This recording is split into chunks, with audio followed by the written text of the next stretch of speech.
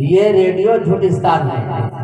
اس وقت دوپہر کے 35:85 ہو رہے ہیں۔ آپ پریشان پور سے حیران کر دینے والی خبریں سنیے۔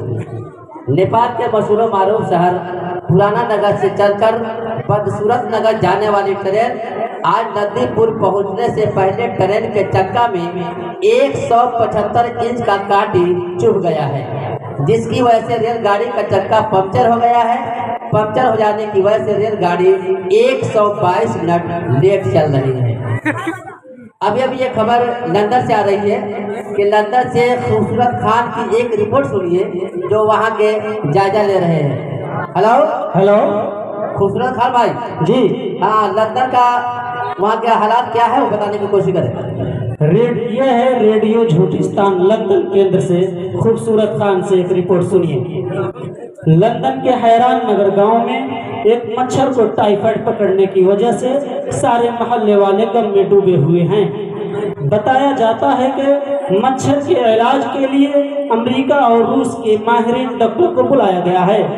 لوگوں سے پوچھے جانے پر بتایا ہے کہ مچھر کے علاج میں ماہرین ڈاکٹر ناکام نظر آ رہے ہیں۔ حالانکہ علاج میں تقریباً 83 لاکھ کا ایک چھوٹا سا رقم بھی خرچ ہو چکا ہے۔ یہ ریڈیو جھوٹستان لندن کیندر ہے۔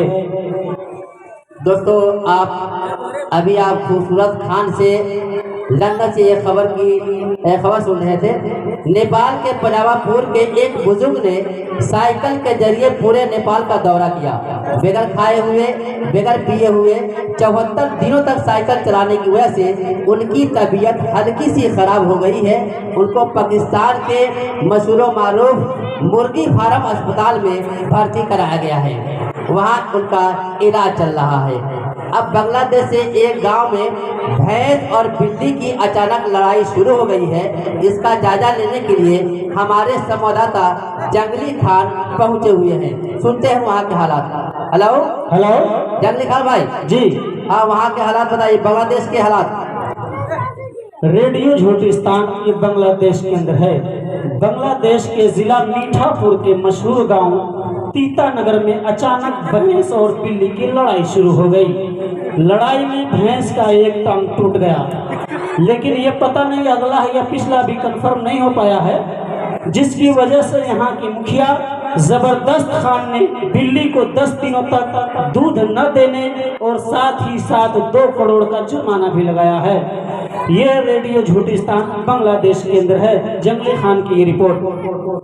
ابھی آپ جنگلی خان سے ایک رپورٹ سن رہے تھے بنگلہ دیش سے۔ نیپال کے ٹوپی پور کے مکھیا مضبوط بابو نے چوری کرنے والوں کو انعام دینے کا وعدہ کیا ہے۔ جو چور 1 لاکھ چوری کرے گا اسے پنچایت کی طرف سے 1 کروڑ انعام کے طور پر دیا جائے گا۔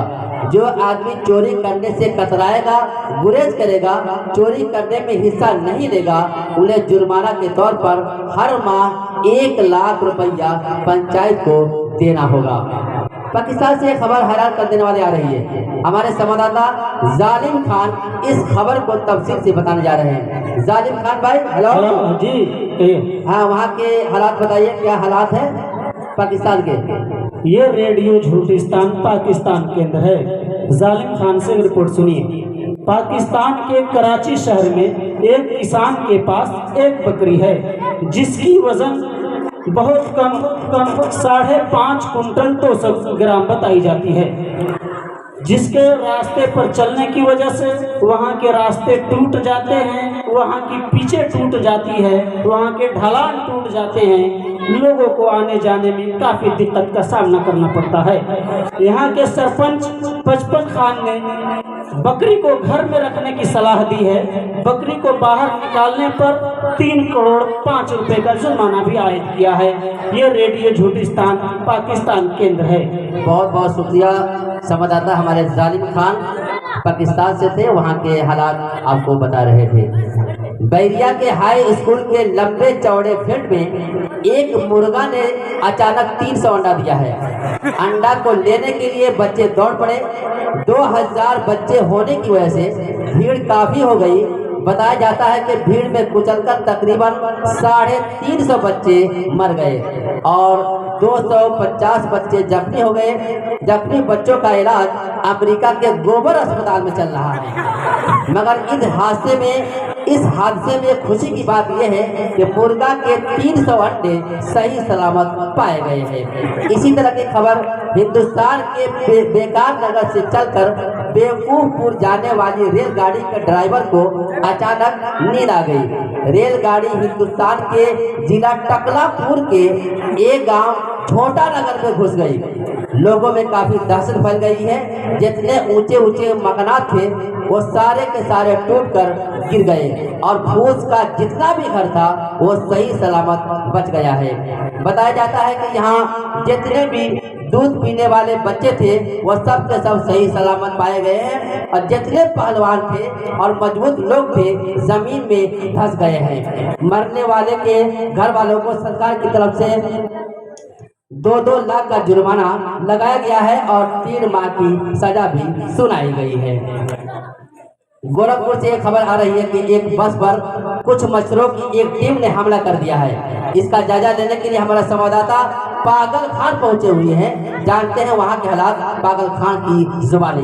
हेलो पागल खान भाई जी, गोरखपुर के हालात बताइए कि मच्छरों ने किस तरह से बस पर हमला किया है और कितने आदमी मरे हैं, इसको बताने की कोशिश कीजिए। ये रेडियो झूठिस्तान गोरखपुर के अंदर है। पागल खान की एक रिपोर्ट सुनिए। गोरखपुर के मालदारपुर गांव से गरीब नगर एक बस जा रही थी। रास्ते में बहादुर मच्छरों की टीम ने उस पर हमला कर दिया। बताया जाता है कि मुसाफिर के पास जो कुछ भी था वो सब के सब लूटकर फरार हो गए। मच्छर चोरों को पकड़ने के लिए वहां के एसपी दलाल बाबू ने 3383 पुलिस फोर्स को तैनात किया है। ये आप गोरखपुर से पागल खान की रिपोर्ट सुन रहे थे, रेडियो झूठिस्तान। आप गोरखपुर से एक रिपोर्ट सुन रहे थे, हमारे पागल खान वहाँ के हालात बता रहे थे। अभी ये खबर आ रही है कि बैरिया के लाल बगिया नदी में अचानक सैलाब आ गया है। सैलाब आने की वजह से नदी की सारी मछलियाँ बैरिया गांव के घरों में घुस गई हैं। बताया जाता है कि इसमें एक बड़ी मछली थी जिसका वजन 300 कुंटल 5 किलो 281 ग्राम है। वह 10 मंजिला मकान से टकरा गई। टकराने की वजह से 10 मंजिला इमारत चकनाचूर हो गया। इस मकान में 4342 लोग थे, वो सारे के सारे महफूज बच गए हैं। कुछ मुर्गियां थी जिसकी मौत हो गई है और मुर्दा मुर्गियों को दफनाने के लिए रूस के मशहूर कब्रिस्तान चुपचाप में भेजा गया है, दफनाया गया है। दोस्तों आज के लिए इतना ही, फिर सुबह 1:88 पर हाजिर होंगे। तब तक के लिए हमको और हमारे संवाददाता बेबुनियाद खान को याद दीजिए। अल्लाह हाफिज़, वस्सलामु अलैकुम।